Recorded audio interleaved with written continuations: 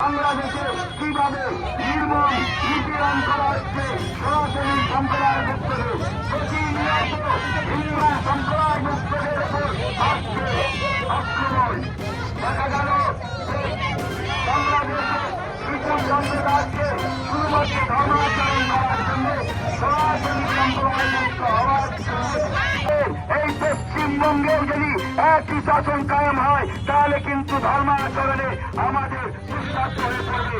আজকে বাংলাদেশ হচ্ছে আগামী দিনে পশ্চিমবঙ্গে এই বিভীষিকা রাজ্য আমরা দেখতে পাবো।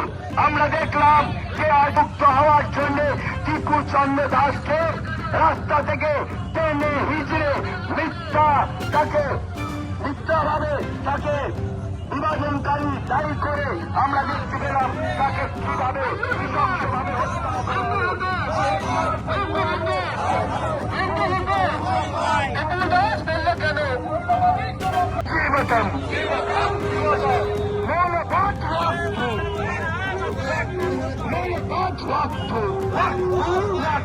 মৌলবাজার গালে গালে মৌলবাজার গালে গালে